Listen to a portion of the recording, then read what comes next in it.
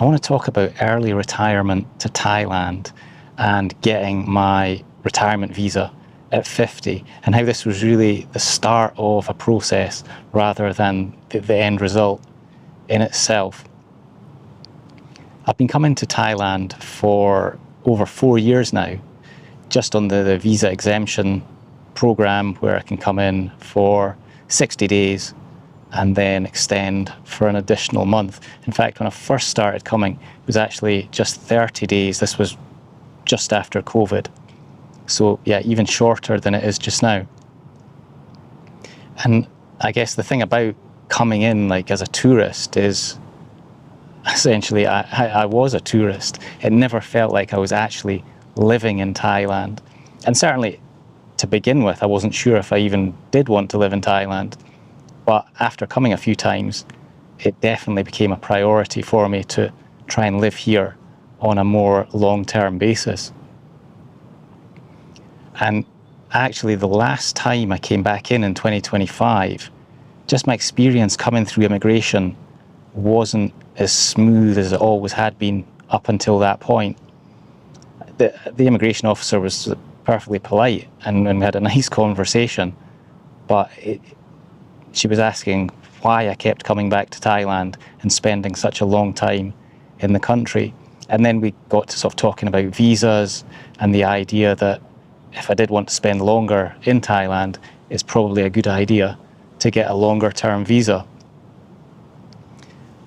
Initially, I was actually looking at the DTV, the Destination Thailand visa. And the thing I love about that visa the most is that it's a 5-year visa. So that would have been really cool, just to know that I could stay in Thailand for such a long period of time. But the DTV, from my perspective, does have a few drawbacks. So in the end, I decided to go with the retirement visa. What really swayed it for me was that looking online, it seemed like people on the DTV were having trouble opening Thai bank accounts. And I thought, well, if I really want to live in Thailand, it's pretty essential for me to have a Thai bank account. And it seemed when I was doing my research anyway, that the retirement visa would be absolutely no problems to get a Thai bank account opened. So that's what I did. I used my age as my superpower. When I turned 50 last year, I thought, well, I can do this. I can get this retirement visa and then see about living in Thailand a bit more long term.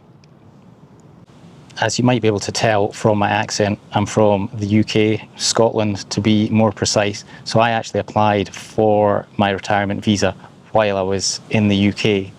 And the process itself was pretty seamless, not particularly expensive. I mean, there is the requirement to have a certain amount of money in your bank account, but that remains my money. I didn't have to pay that out. The things that I ended up paying for was, there was a requirement to have some insurance, so that was a payment. There was a police check, so that cost a little bit of money, and the visa itself cost a couple of £100. But I mean, all in together, the fees to actually get the visa, for as far as I can remember, were well below £500. And if you're interested, maybe just drop a comment saying visa, and I can talk more about the actual process of getting the Thai retirement visa from the UK perspective anyway, but I'd assume it's fairly similar in other countries, albeit with slightly different like police checks or whatever.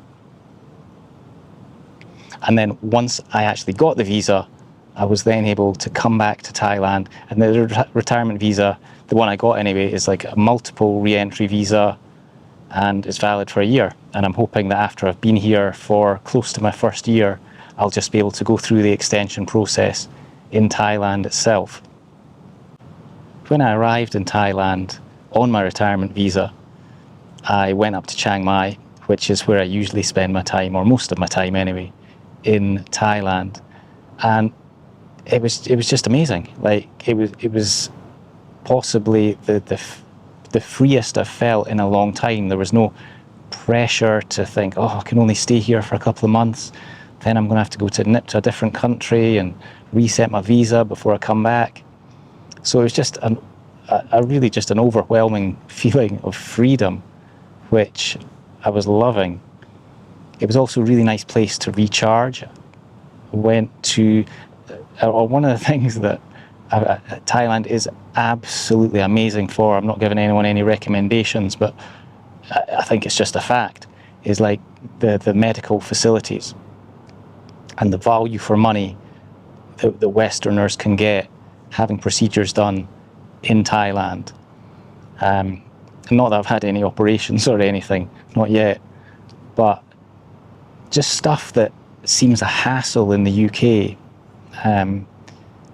Like we've got the National Health Service, and which is an absolutely fantastic institution, but it can sometimes be difficult to like get a health checkup, like full blood work in the UK. For me anyway, in my experience, when I've gone in to ask for a cholesterol check or whatever, they've said, oh, are you worried about high cholesterol? I'm like, no, I'm not worried about that. I think I've got quite good cholesterol, but I want to clarify what my cholesterol is. And I was told that I couldn't get a cholesterol check if I wasn't actually worried about having high cholesterol, which kind of seemed a little bit weird. But up in Chiang Mai, it was so easy just to go into a clinic, request. I didn't even have to request specific blood tests. They had all these packages, which was just fantastic.